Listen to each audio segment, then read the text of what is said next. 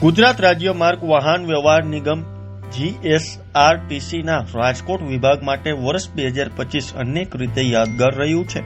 રાજકોટ, મોરબી, સુરેન્દ્રનગર જિલ્લાને આવરી લેતા આ સંયુક્ત વિભાગે વર્ષ દરમિયાન મુસાફરોની સંખ્યામાં, ટ્રીપ સંચાલનમાં અને આવકમાં નોંધપાત્ર વધારો નોંધાયો છે.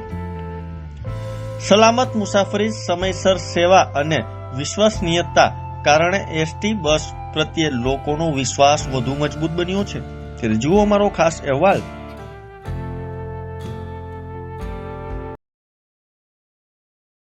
વર્ષ 2025માં આપ જોઈએ તો અમારી જે ટોટલ 450 શેડ્યુલો છે એમાંથી અમારા 438 શેડ્યુલો દૈનિક સંચાલન થવા પામ્યું છે.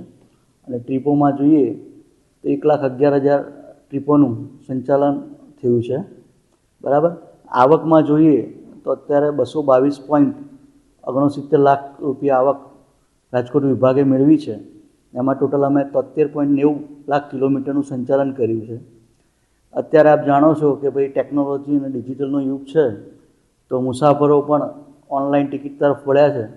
બીજું કે ઓનલાઈન ટિકિટ બુક કરાવે તો 60 દિવસ પહેલાં મારું બુકિંગ ચાલુ થઈ જાય છે. તો તહેવારો આવતા હોય અથવા સેટરડે સન્ડે વીકેન્ડ હોય તો એડવાન્સમાં બુકિંગ કર્યું હોય તો એમને કન્ફર્મ સીટ મળી જાય છે. એટલા માટે 48.84 લાખ રૂપિયા અમારી ઓનલાઈન રિઝર્વેશનની આવક આવી છે. અને મુસાફરો જોઈએ તો એવરેજ દૈનિક અમારા 2 થી 2.5 લાખ મુસાફરો ઓનલાઈન બુકિંગ કરાવે છે. ઓનલાઈન બુકિંગ માટે અમારા લેવલે અમારા જે કાઉન્ટરો છે, અત્યારે મારા ટોટલ 20 કાઉન્ટરો છે રાજકોટ વિભાગમાં.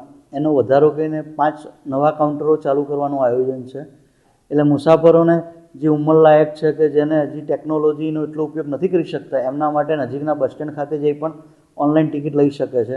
બીજું કે આપણે જાણીએ છીએ ભાઈ ખેતમજૂરી કે જીઆઈડીસીમાં કામ અર્થે આવતા હોય દાહોદ, જાલોદ બાજુના અથવા આંતરરાજ્ય, તેમના માટે પણ નજીકમાં ઓનલાઈન બુકિંગની સુવિધા મળી રહે એ રીતે અમારું પડધરી ખાતે, લોધિકા ખાતે, સરા ખાતે, સરદાર ખાતે અમારા જે બસ સ્ટેન્ડો છે, એટલે અમારા કંટ્રોલ પોઈન્ટ છે, ત્યાં બુકિંગની સુવિધા ચાલુ કરવાનું આયોજન છે ટૂંક સમયમાં.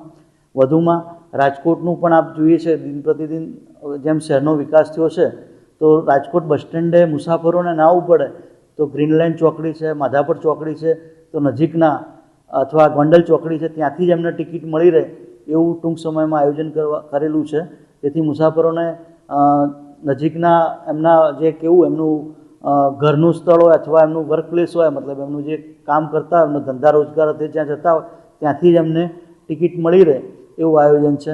બીજું કે આપણે જાણીએ છીએ એમ રાજકોટ શહેર ઔદ્યોગિક એકમોના કારણે વિકસિત થઈ રહ્યું છે.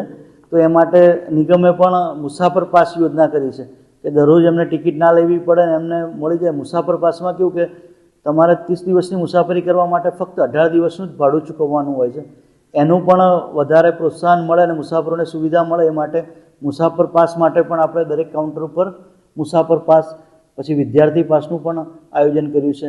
આપ જાણો છો જેમ સરકારશ્રી દ્વારા પણ વિવિધ દિવ્યાંગ છે, વિદ્યાર્થી છે, પત્રકાર છે, રાજ્ય પરથી શિક્ષકો છે, એમના માટે પણ અલાયદી બુકિંગની સુવિધાનું આયોજન કર્યું છે. અને મહત્તમ લાભ લે એ આજના દિવસે હું એમને પ્રોત્સાહિત કરું છું કે ભાઈ તમે પણ એસટીની બસોમાં મુસાફરી કરો અને અમને ઓનલાઈન ટિકિટનું બુકિંગ કરાવો.